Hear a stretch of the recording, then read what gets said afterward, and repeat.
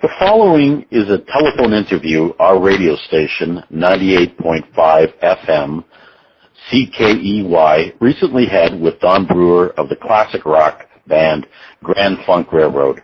Grand Funk Railroad is appearing at Casino-Rama just after New Year's on January 2nd, 2015.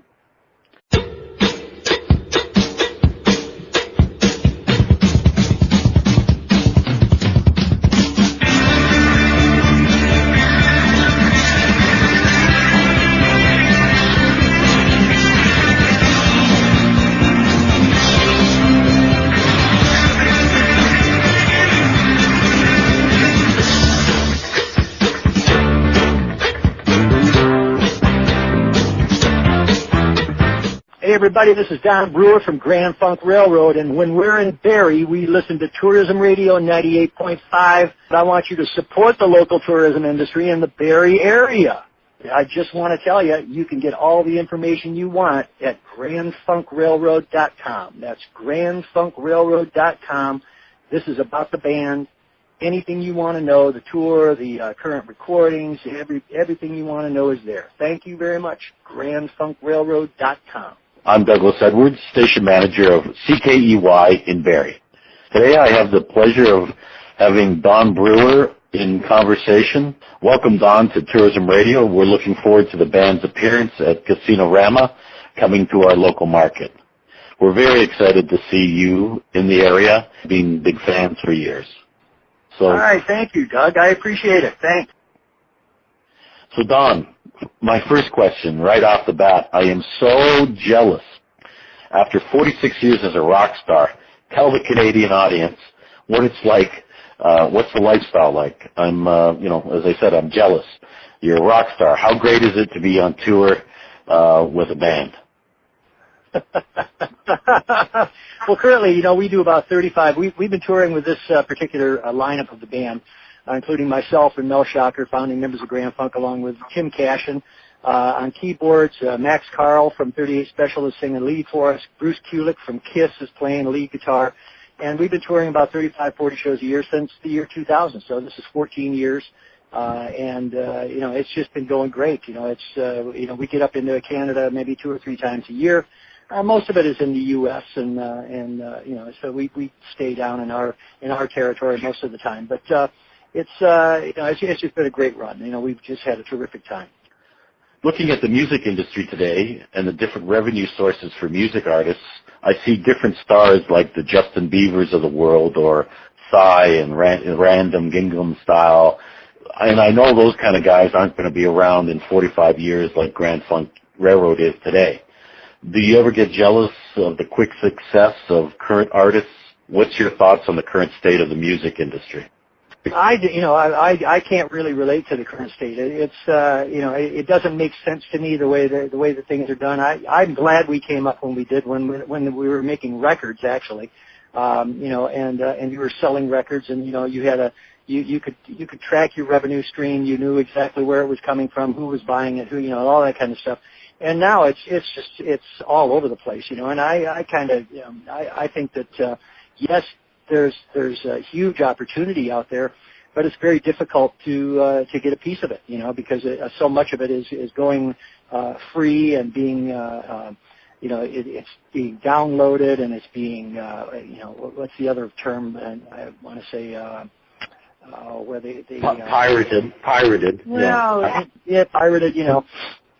So it's just very difficult, and it's very difficult, I think, for small bands, local bands, to come up with a way to get noticed. It used to be you could go out and play all the local places there were to play, and you'd build up a following, and pretty soon you could expand your region. And now it's all of that's off the table, and everything's internet. So I'm glad we came up when we did. Yeah, that's correct. Your band is, the classic success story of rock bands of the 1970s. You were discovered at a music festival, and you soon skyrocketed to success. it took us 10 years to skyrocket. You know, everybody forgets the fact that we were, you know, we were struggling musicians for a number of years before Grand Funk Railroad ever was heard of. You know, so yeah, we had skyrocketing success in that first year, maybe year and a half. But we had worked for it. You were politically active. Obviously, any band involved in the 60s and the 70s in the music scene were politically active. I guess the next question I'd like to ask you is, when you look at the news today, such as the I Can't Breathe movement or the Ferguson, Missouri situation, do you think mainstream artists, music artists, should be politically active and get involved in these types of situations? Well, I don't necessarily think that we were ever politically involved. You know, when you say politically, I mean, we never really affiliated ourselves with any particular party or preached, you know, for any particular candidate or did this or did that. I mean, but I don't see anything wrong with artists, putting out their viewpoint on issues. And of course, the issues that were with us at that time were the war movement and and really we got involved with the anti-drug thing too. You know, I mean, we were totally opposed to all of the drugs that were going around that were associated with the hippie movement. You know, that the hippie movement came along with peace, love, and dub, and pretty soon it turned into a huge drug movement. You know, and it was, we weren't, so we would speak out in songs or, verbally about, our views about that kind of stuff. We actually did some benefits for the Phoenix House in New York, which is a drug rehab center, and we all actually, would always make comments about, the war and situations like that, but not really, specifically being political, I would say, and I don't, right. And I'm not crazy when I hear artists, if their political views publicly, I would rather they just sing. I don't have any problem with them putting their viewpoints in a song, as long as they're not crossing lines. I mean, I think that music is about awareness, and if somebody has something to say and they want to make the people aware, make them aware. That's fine. Put it in a song. Okay, Don. I look at, some documentaries, and you look at Michael Moore, a political activist. He has the same roots from your hometown of Flint, Michigan, as your band. Your music has been used in commercials for General Motors in their recovery from bankruptcy and TV commercials and so forth. Does your band get involved in that type of corporate issues? What's your thoughts? We're not really getting involved in corporate, no. I mean, situations that involve GM or whatever. I mean, basically they're just looking for an affiliation with Grand Funk or the use of a song that Grand Funk had or something like that. So we don't really get involved in the corporate, the corporate stuff and putting our 2 cents into anything. Michael Moore, yeah, I mean, he's very outspoken. Now, he's a political guy, but that's his thing. That's what he's always done. He used to have a small rag in Flint, Flint, Michigan, that he put out. That's where he got started, and so he's been able to build his reputation on that kind of thing. Next question. On a lighter note, when you look at TV today with all the reality shows like American Idol and The Voice and rock stars like Gene Simmons from The Kiss doing his reality TV show, would you like to do a reality show someday down the road? What's your thoughts on those types of things? Yeah, I'm not a big reality TV watcher. My wife will watch some of that stuff. I've never gotten turned on by it. I mean, it all seems, even though it's supposed to be quote unquote reality TV, it all seems very scripted to me. And it's I don't know. It doesn't appeal to me, no. But if Hollywood came knocking, would you take the offer? I think I doubt it. I don't think I want to open myself up, my personal life up to that kind of stuff. Your 2015 tour includes a lot of native casino venues in the United States, sometimes in these geographic areas where a casino is located. It's not really a tourism hotspot, and the area around the casino is still economically depressed and struggling. What's your thoughts on that conflict between, the casino and economic development of an area? Well, I mean, that's not always the case, and I'm kind of, on both sides of that. I do think that the casinos bring something to an area. They bring entertainment to an area that really didn't have any in the past, and they bring, employment. A lot of times, they do employ a lot of their own native people, but they also employ a lot of other people in the locale, as well as, people in the small towns that are around these casinos. They're supplying different, whether it be a grocery store or a gas station or, some kind of service, they're all supplying something for that casino. So I don't think it's necessarily a bad thing. I really think that, I do think it brings entertainment to a lot of places that just did not have any entertainment. One question about the band's history involving all the legal battles and the contracts and the tax problems with the IRS, and looking at Jackie Coogan laws, which supposedly have safeguarded young artists not being taken advantage of by their parents financially. Your band, you guys were all over the age of majority, over 18 years old plus at the time of your success. Do you have any advice for upcoming young artists? Obviously, get a good lawyer and have a good contract, I suppose. But the problem is you can't always guarantee that the lawyers or the managers or anybody's going to be on your side. Everybody, ultimately is on their own side. It's very rare, even though you have kids being brought in, that somebody is solely going to look out for that kid, except it's a parent, and even parents don't necessarily look out for their own kids.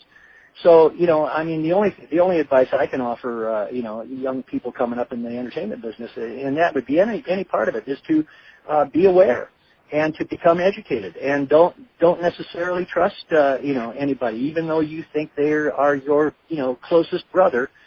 You make sure you understand what's going on, and don't feel like you're not entitled, or that, or maybe you're too stupid to understand. You make sure you understand before you put your name on something. That's number one. And what do you guys do for fun when you're on the road? Like, what do rock stars do when you're on the road to have some fun?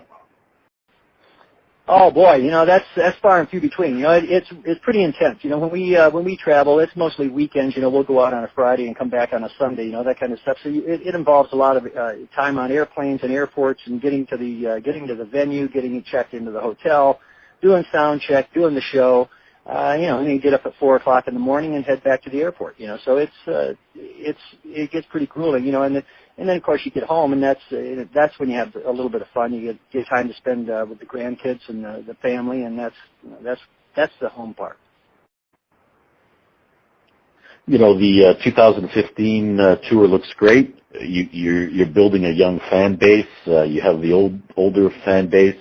How does a band like yours draw on a young fan base which wasn't even born, when you first hit the radio airwaves out there? How do you build a new fan base?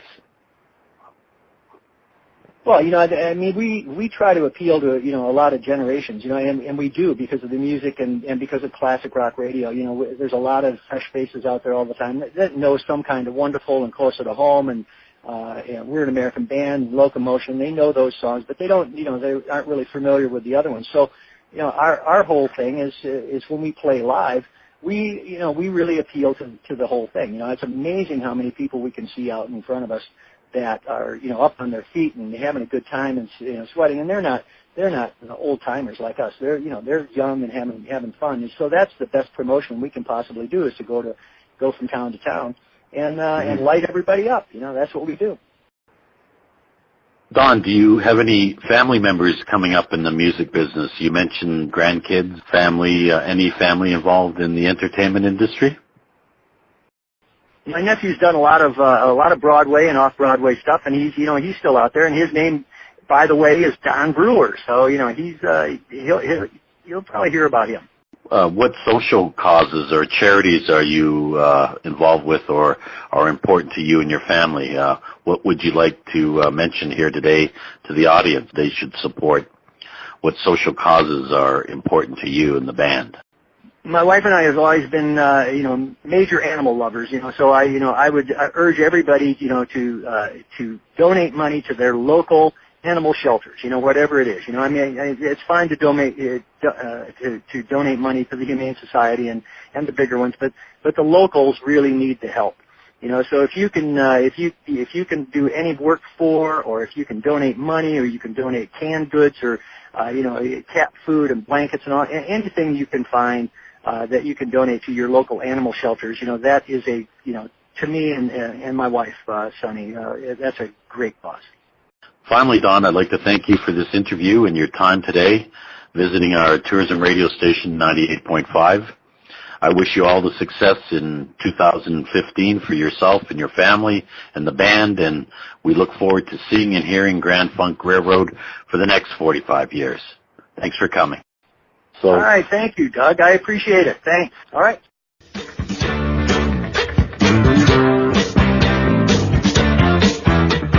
Hey, everybody, this is Don Brewer from Grand Funk Railroad, and when we're in Barrie, we listen to Tourism Radio 98.5. I want you to support the local tourism industry in the Barrie area. I just want to tell you, you can get all the information you want at grandfunkrailroad.com. That's grandfunkrailroad.com. This is about the band. Anything you want to know, the tour, the current recordings, everything you want to know is there. Thank you very much. grandfunkrailroad.com. As long as we can make it to the show tonight, we're an American band.